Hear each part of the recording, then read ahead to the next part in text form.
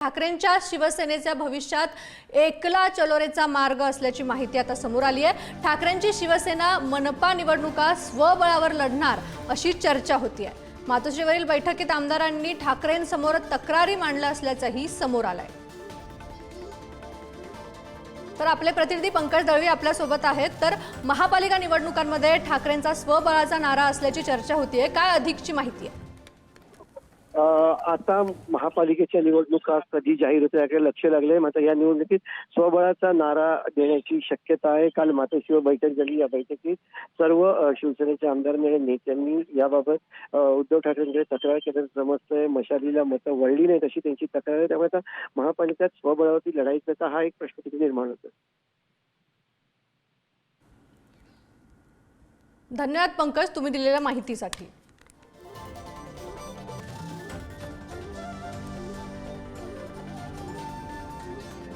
तर आपण बघतोय की ठाकरेंची शिवसेना ही मनपा निवडणुका स्वबळावरती लढणार अशी चर्चा होतीये आणि भविष्यात आता ठाकरेंच्या शिवसेनेचा एकला चलोरेचा मार्ग असणार असंही म्हटलं जात आहे। मातोश्रीवरील बैठकीत आमदारांनी ठाकरेंसमोर तक्रारी मांडल्या असल्याचंही माहिती समोर आली आहे। काँग्रेस राष्ट्रवादीची मतं मशालीकडे वळली नसल्याचीही खंत व्यक्त करण्यात येते। काँग्रेस आणि राष्ट्रवादीनं ठाकरेंच्या उमेदवारांना सहकार्य केलं नसल्याची तक्रार आमदारांनी केली आहे। महापालिका निवडणुकांच्या पार्श्वभूमीवर ही महत्त्वाची बातमी आहे। आता ठाकरे नेमकं काय निर्णय घेणार याकडे लक्ष आहे।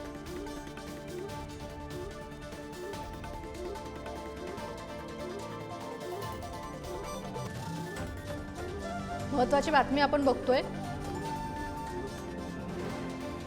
ठाकरेंची शिवसेना ही मनपा निवडणुका स्वबळावर लढणार का अशी आता चर्चा होतीये। काँग्रेस आणि राष्ट्रवादीची मतं ही मशालीकडे वळली नसल्याची तक्रार आमदारांनी उद्धव ठाकरे यांच्याकडे केली आहे। आता यानंतर उद्धव ठाकरे नेमका काय निर्णय घेणार हे आता बघावं लागेल। विधानसभा निवडणुकीत ठाकरेंच्या अवघ्या 20 जागा जिंकून आल्या आणि त्यानंतर आता मातोश्रीवर बैठक पार पडली आणि त्या बैठकीत भविष्यात जी मनपा निवडणूक आहे त्या संदर्भात चर्चा झाली आणि या चर्चेत आमदारांनी नाराजी व्यक्त केली आहे। त्यामुळे मनपा निवडणुका ठाकरेंची शिवसेना स्वबळावर लढणार का हे आता बघावं लागणार आहे।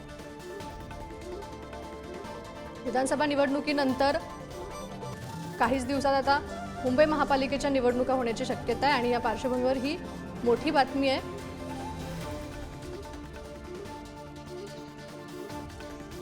तर ज्ञानेश्वर चौतमल आपले प्रतिनिधी आपल्या सोबत आहेत। तर आपण बघतोय की ठाकरेंची शिवसेना कुठेतरी एकला चलोरेचा नारा घेणार अशी चर्चा होतीये। ठाकरेंच्या आमदारांनी ठाकरेंकडे तक्रारी मांडल्यात, काय अधिकची माहिती आहे?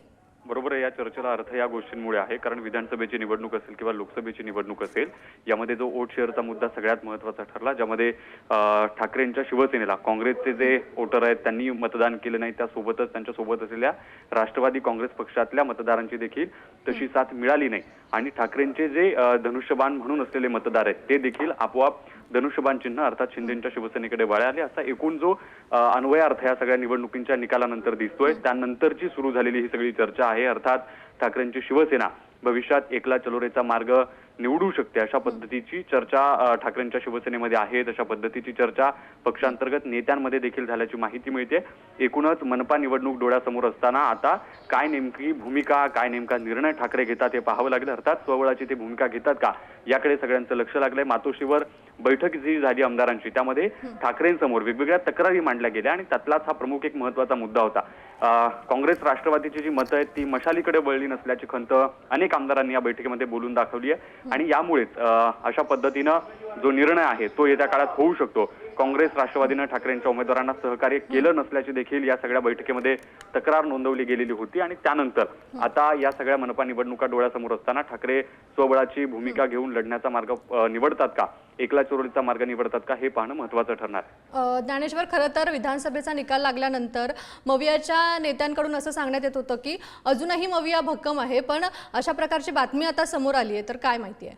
अर्थातच मविया भक्कम असण्याचे दावे जरी केले जात असले तरी आपण लोकसभा निवडणूक असेल, आता झालेली विधानसभा निवडणूक असेल, यामध्ये ठाकरेंच्या शिवसेनेला जे मतदान मिळालेलं आहे तुलनेनं त्यात काँग्रेस असेल किंवा शरद पवारांची राष्ट्रवादी असेल, या सगळ्यामध्ये वोट शेअर ज्या पद्धतीनं झालं त्याचा जेव्हा निकालानंतरचा अन्वयार्थ काढला गेला त्यानंतरची ही सगळी परिस्थिती आहे आणि अर्थातच मशालीकडे काँग्रेस राष्ट्रवादीची मतं जी ज्ञानेश्वर, वळाली तुम्ही नाही. आमच्यासोबत असेच थांबा. आपल्यासोबत शरद पवारांच्या राष्ट्रवादीच्या प्रवक्त्या विद्या चव्हाण ताई आपल्या सोबत आहेत.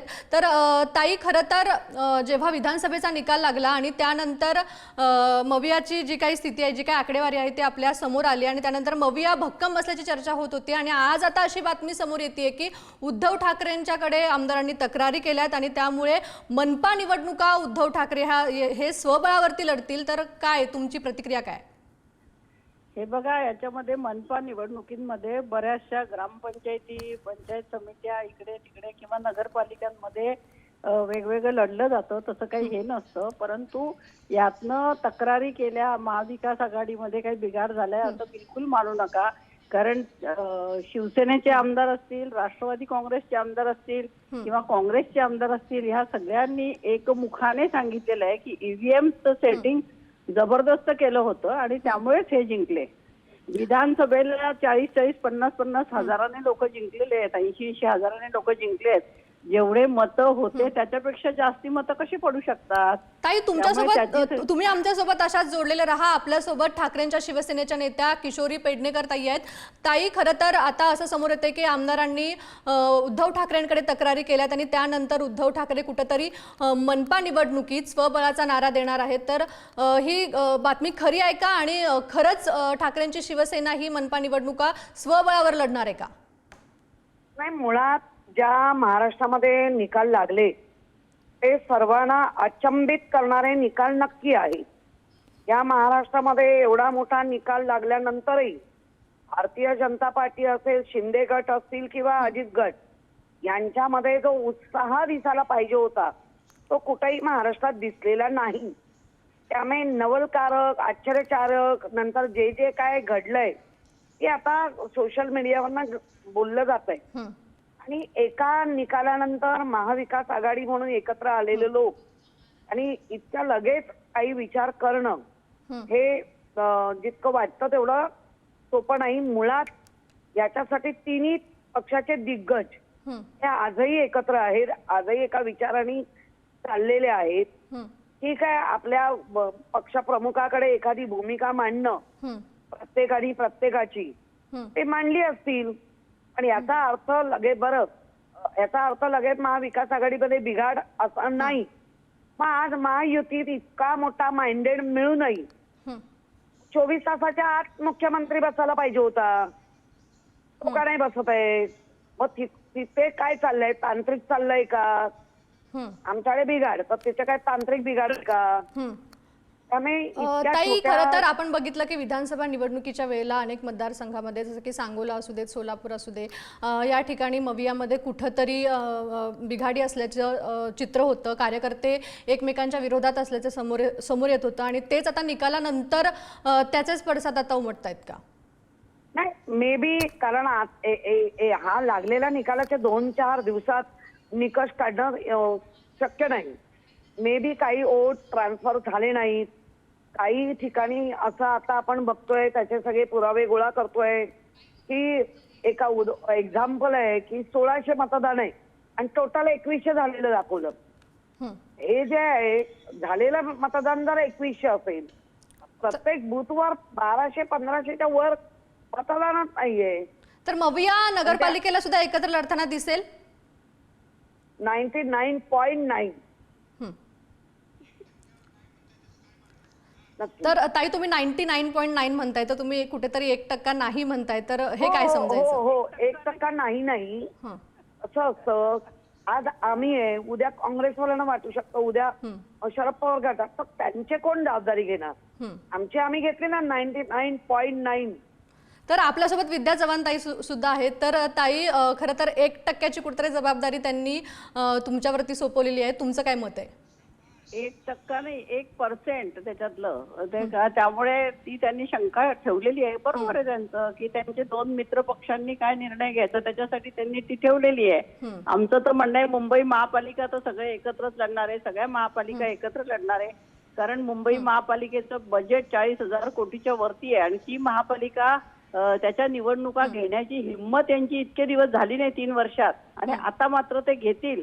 कारण त्यांची ईव्हीएमचा साचा पॅटर्न त्यांना जमलेला आहे आणि त्याच्यामध्ये काही आता त्यांना डर राहिला नाही. तो साचा जो आहे तो त्यांचा जमलेला आहे, त्यामुळे ते करतील प्रयत्न. पण तरी सुद्धा आम्ही महाविकास आघाडी म्हणून जिद्दीने सगळ्या नगरपालिका असतील, महानगरपालिका असतील, त्या आम्ही लढू आणि असं सहजासहजी त्यांना जिंकू देणार नाही. आणि पुढच्या निवडणुका बॅलेटवरती घ्या, हीच आमची मागणी असेल. मग स्थानिक स्वराज्य संस्थांच्या असतील किंवा कुठलेही असतील, याच्या पुढे ईव्हीएम जर घेतला तर आम्ही सर्व पक्ष आता याच्या पुढे बहिष्कार तर ताई, घालायचा. खरं तर या बैठकीमध्ये उद्धव ठाकरेंना आमदारांनी तक्रार केली आहे की काँग्रेस आणि राष्ट्रवादीची मतं कुठेतरी ठाकरेंना मिळाली नाहीत किंवा ठाकरेंकडे वळली नसल्याची तक्रार आमदारांनी केली आहे. तर याची चौकशी होईल का? नाही, याची चौकशी आता स्थानिक पातळ्यांवरती पहिल्यांदा तर आम्ही ते पुन्हा फेर मतमोजणी करा किंवा व्हीव्हीपॅटची मोजणी करा, अशा मागण्या आपण केलेल्या आहेत सगळ्यांकडे. आणि जर का काही ठिकाणी कुरबुरी झाल्या असतील तुम्ही म्हणता तसं, तर ठीक आहे ना, भांड्याला भांडे लागत असतं. त्यामुळे एवढा काय त्याचा मोठा बाऊ करण्यात किंवा महाविकास आघाडी त्यातनं बिखरून जाईल वगैरे असं काही नाही. आम्ही एक इंटॅक्ट आहोत आणि आम्ही एकमेकांबरोबर मैत्रीपूर्वकच राहू आणि नवीन नवीन मित्र आमच्याकडे येण्याची पण शक्यता आहे. ताई, खरं तर विधानसभेला आता आपण बघितलं की काय निकाल लागला, पण यानंतर आता स्थानिक स्वराज्य संस्थांच्या निवडणुका आहेत. तर हा जो काही डॅमेज कंट्रोल आहे, यासाठी मवियाची नेमकी रणनीती स्थानिक स्वराज्य संस्थांसाठी काय असणार आहे? आता काल काँग्रेसच्या खरगे साहेबांनी पण सांगितलेलं आहे, शरद पवार साहेबांनी पण आपल्या आमदारांचं सगळ्यांचं ऐकून घेतलेलं आहे. ते दिल्लीला गेलेले आहेत. दिल्लीतही त्यांच्या प्रमुख नेत्यांच्या मीटिंग होतील. उद्धवजींचं पण इथे मीटिंग झालेली आहे, त्यांनी पण ठरवलेलं आहे. त्यामुळे हे 3 जण एकत्र बसून आधी आपल्या पदाधिकाऱ्यांबरोबर, आपल्या आमदारांबरोबर बसून त्याच्यानंतर काय निर्णय घ्यायचा ते ठरवतील. त्याच्यामध्ये काही प्रश्नच नाहीये.